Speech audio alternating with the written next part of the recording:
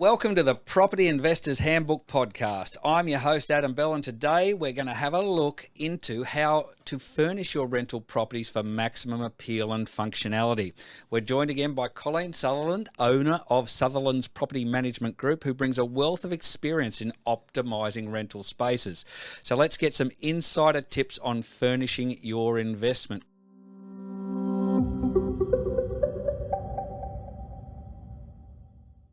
Colleen, welcome. Thank you so much, Adam. Now, I guess furnishing, most places these days are unfurnished, but there is a market for long-term furnished apartments. When I say long-term, you're not talking your Airbnbs and that sort of thing. So can you start by explaining the impact of furnishing on rental appeal? Again, it has a very small market in this day and age because most people come with their own furniture and they want to make it their own. But if you're forced to or choose to leave your furniture in the property, my suggestion to you would be to keep it minimal because the tenant will come with some stuff, just not everything. And I remember back in the 80s when I first moved out of home, it was definitely I needed a furnished place or my sister and I needed a furnished place because we had nothing. And we moved to the Gold Coast. We were from Tamborine, moved to the Gold Coast for work, which is understandable. Didn't come with a stick of furniture. And so we had to rent a furnished place. So when you're looking at that, you're looking for a shorter term tenant that doesn't come with any furniture or a employment transfer in the bank. Let's just say that one. And they will come up for a 12-month contract to sort something out for their job. So it would be beneficial for them to have a rental, have a furnished place. Yes, to rent a furnished place because they're not here permanently. So and since the 80s, you haven't got a long-term tenant because it's not our stuff. And we can just pack up and leave. Sure. So, There'd be a few reasons, wouldn't there? People coming from overseas to spend a year to work. Yeah, usually an employment contract. Something to do with employment, isn't it? Yeah. So look, what are the essential items that every rental needs to have when you are offering a furnished place? So sleeping, so you need a bed, usually bedside tables and a chest of drawers, and that's in each room. You'd need a dining table with chairs and your lounge suite. And then whether you put in a washing machine, dryer, fridge, that's up to you. But just know that whatever furniture is in the property, the landlord will be responsible for its upkeep. So if the washing machine breaks down, you as the landlord has to repair it unless the tenant's not using it right. Right. Okay. So that's a big key point to understand here. If you are offering furnished, you're up for repairs and maintenance of any of your gear that you are offering, which of course you're not when tenants bring that in themselves. When it's their own. Okay. How do you balance quality and cost when choosing furniture for a rental? My gut says we'd probably go less because it's not going to be treated as well as you treat your own gear, and it's probably going to be knocked around a bit. But this is a question that 50-50, isn't it? Quality versus cost. So whichever one you choose, you'll need insurance on it. But if you've got a really low quality furniture, then you probably, one, wouldn't need to insure it, and two, don't expect it to last as long as a higher quality piece of furniture. Sure.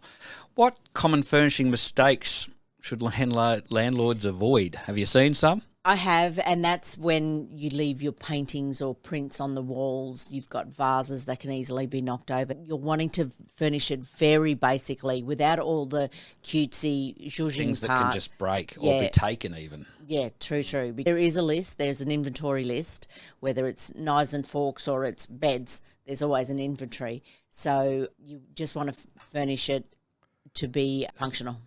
Functional. I think that's the key here, isn't it? Without any bells or whistles whatsoever. Yeah, but if you get low-end stuff, so you can buy a bedside table from Kmart for probably $6. But if it breaks, and it's highly likely to because it's not solid. No. Yeah, you need something that's going to function properly. Okay. Are there any specific styles or themes that tend to attract more tenants? Do you let me put it this way, do you need to be aware of making it look really nice? matching things, or is that not really that important?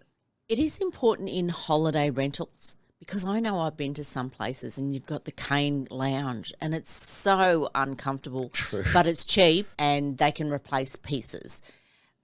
So that, to me, if you're getting a good return on your dollars in holiday or Airbnb, I think it needs to be fully matching and all that sort of stuff. For me, on a residential tenancy lease, it needs to be functional, comfortable. Matching, yes, because aesthetics does count, and maybe, matching the theme of the property. But, yeah, more functional it needs to be. Okay. Do you recommend professional staging for higher-end rental properties? Staging as in you're going to leave the furniture there and rent it. Yes, the hiring of that furniture can get costly, but it is available too, yes. Sure. That's at a very top end of the market. Especially if you've got a high-end property, which I have some, and we stage them for photos so that, when someone's looking at the photo, they got an idea of, oh, yeah, I've got a lounge that would fit there. Yep. But other than that, no. Okay. What about health and safety guidelines when getting furniture? Is there anything to take into account there? There is. You can't have linen. So, oh, okay. Yeah, I know. Wow. That surprised you. That's a health and safety thing. So it's sort of like you hire that piece of linen. So you hire the sheets, the towels, the tea towel, because that can all go out and be professionally cleaned all the time. Yep. So, yes, you need that. And the other thing I wouldn't be putting into a furnished place is electrical appliances. Right. Because, TVs, when they went from analog to digital to those, so you can send it back to the hire place and get another one. Yep. So, yeah, you'd have to really think about what you're going to put into the especially place. with electrical appliances. Yeah. Good tip. Okay, so look, any final tips for landlords looking to furnish their properties for the first time?